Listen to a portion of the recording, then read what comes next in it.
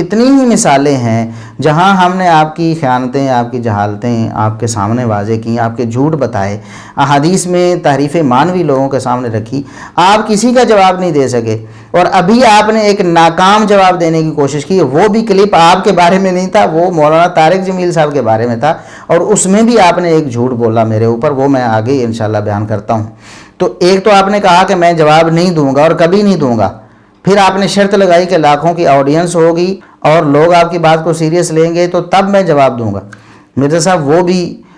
مطالبہ جو ہے لوگوں کے سیریس لینے کا، وہ ہم نے آپ کے سامنے پیش کر دیا کہ وہ پورا ہو چکا ہے، لوگ سیریس لے رہے ہیں الحمدللہ۔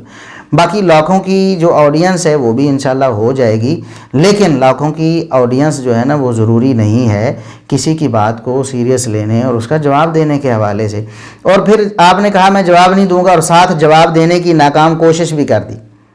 جواب تو دے دیا مرزا صاحب آپ نے، جواب کیا دیا؟ کہتے ہیں کہ وہ جو کلپ تھا نا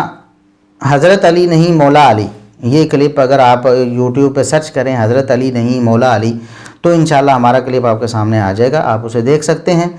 اس کلپ میں ایک بات مرزا صاحب نے اس کا جواب دینے کی کوشش کی۔ مرزا صاحب یا تو آپ بالکل اسی طرح آنکھیں بند کیے رکھتے، اب آپ نے جواب دے بھی دیا اور وہاں بھی خیانت کر دی، اس سے لوگوں کو تو معلوم ہو جائے گا مرزا صاحب، لوگ اب گھاس نہیں کھاتے ہیں، انہیں معلوم ہو جائے گا کہ آپ میں کتنی علمی جرت ہے کہ اپنے اوپر جتنے اعتراضات جھوٹ کے، خیانت کے، تحریف کے سارے آئے ان سب کو آپ نے برداشت کیا، کسی ایک کا جواب نہیں دیا۔ اور مولانا طارق جمیل صاحب کے حوالے سے جو کلپ تھا اس کا آپ نے جواب دینے کی کوشش کی، اور وہ جواب بھی کیا دیا وہ میں آپ کے سامنے رکھتا ہوں۔ تو مرزا صاحب جواب تو آپ نے دے دیا ہے، یہ جو ڈھول آپ کے گلے میں پڑ گیا ہے یہ آپ کو بجانا ہی بجانا پڑے گا، اب جواب دینا ہی پڑے گا۔ لوگوں کو بھی معلوم ہو گیا کہ آپ نے جواب دینے کی کوشش کی لیکن آپ ناکام ہو گئے ہیں۔ اب آپ کو چاہیے کہ آپ سب سے پہلے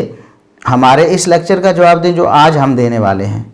یہ وقت افطار کے متعلق ہے، اس میں بھی آپ نے احادیث کو تروڑ مروڑ کر پیش کرنے کی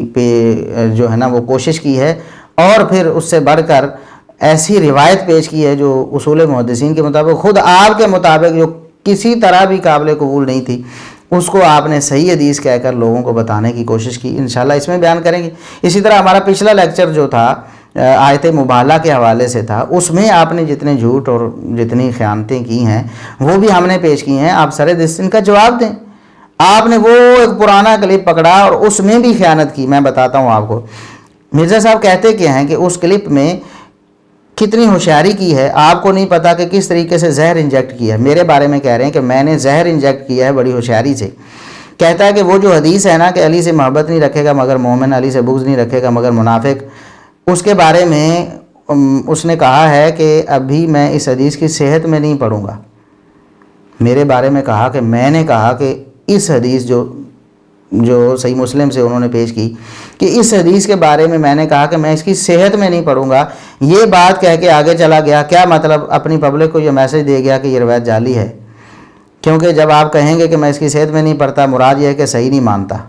اس میں وہ کتنی ہوشیاری اس نے کی ہے، اس کلپ میں آپ لوگوں نے غور کیا کہ اس نے کس طریقے سے زہر انجیکٹ کیا ہے۔ وہ کرتے کرتے نا کہتا ہے کہ یہ جو حدیث ہے نا کہ علی سے محبت نہیں رکھے گا مگر مومن، علی سے بغض نہیں رکھے گا مگر منافق، تو ابھی میں اس حدیث کی صحت میں نہیں پڑھوں گا، اور یہ بات کہہ کے آگے چلا گیا۔ کیا مطلب؟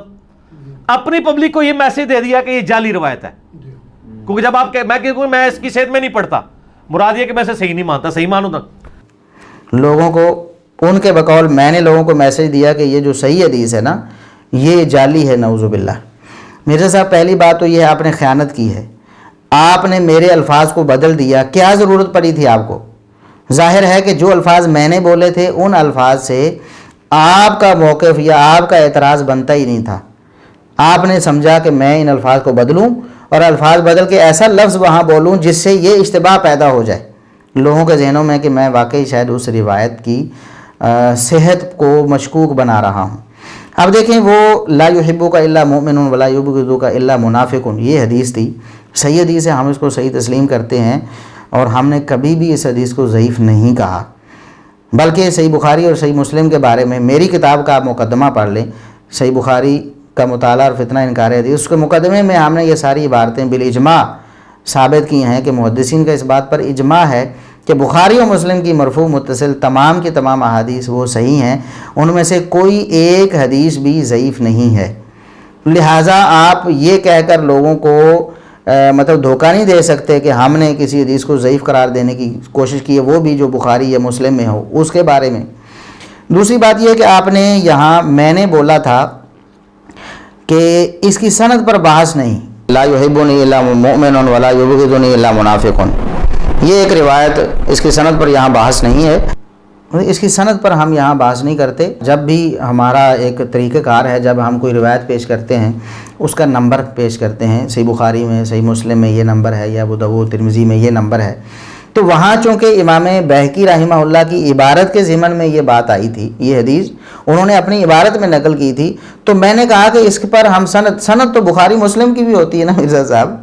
ہاں صحت پر اگر میں کہتا کہ بخاری مسلم کی صحت پر میں بات نہیں کروں گا تب شاید آپ کا مدعا ثابت ہوتا۔ میں نے تو کہا کہ میں سند پر بحث نہیں کرتا، کہ سند تو بخاری و مسلم کی بھی ہوتی ہے، اس کا نمبر بتایا جاتا ہے کہ یہ نمبر ہے، یہاں یہ حدیث موجود ہے، یہ حوالہ ہے،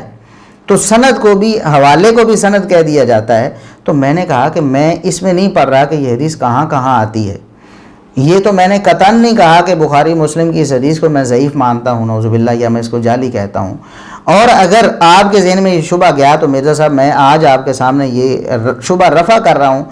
اور یہ بات تو پہلے ہم لکھ چکے ہیں اللہ کے فضل و کرم سے، ہمارا رسالہ سننا آپ پڑھ کے دیکھیں، بار بار یہ بات اس میں درج ہے، شاید ہزاروں دفعہ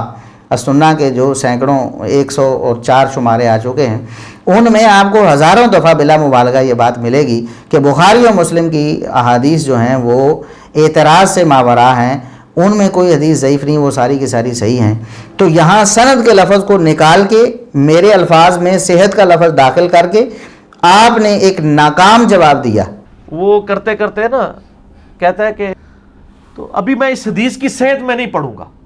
آپ نے جواب دینے کی کوشش کی اور کہا کہ میں جواب نہیں دوں گا، لیکن جواب پھر دے بھی دیا۔ کہتے ہیں میں نے جواب لینے کے لیے لاکھوں کی آڈینس لاؤ، تو مرزا صاحب اب کیا میری لاکھوں کی آڈینس ہو گئی تھی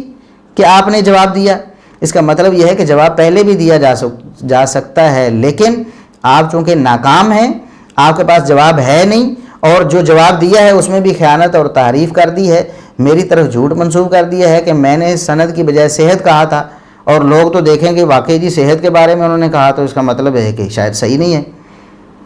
قطعاً میری مراد یہ نہیں تھی کہ یہ حدیث جعلی ہے، اور قطعاً بخاری مسلم کی کسی حدیث کے بارے میں ہمارا عقیدہ نظریہ اہل سنت کا، اہل حدیث کا یہ نہیں ہے کہ ان میں کوئی ضعیف حدیث ہیں جو مرفوع متصل باسند امام صاحب نے، امام بخاری و مسلم نے پیش کی ہیں، قطعاً ہمارا ایسا کوئی عقیدہ نہیں ہے کہ وہ ضعیف ہیں۔ لہٰذا آپ نے جواب دیا، کہا کہ میں جواب نہیں دوں گا، پھر جواب دیا، لیکن جواب دیا جھوٹ باندھا میرے اوپر، بہتان باندھا، اور یہ ثابت کرنے کی کوشش کی نعوذ باللہ کہ میں بخاری و مسلم کی حدیث کو مشکوک سمجھتا ہوں نعوذ باللہ۔ مرزا صاحب آپ لوگوں کو دھوکہ نہ دیں، آپ سیدھی سرا جو آپ کے اوپر ہم نے اعتراضات وارد کیے ہیں، اور ہم نے بادلیل، ہم نے اللہ کے فضل و کرم سے سکین لگائے، ایک ایک بات کا مرزا صاحب آپ کے بارے میں جو ایک ایک بات ہے، وہ قرآن کریم کی آیات ہوں، احادیث ہوں، یا شروحات ہوں، یا پھر تفاسیر ہوں، جو بھی ہم نے اللہ کے فضل و کرم سے کوشش کی ہے کہ کوئی ایک بھی سکین نہ رہ جائے، شاید ہی کو رہا ہو،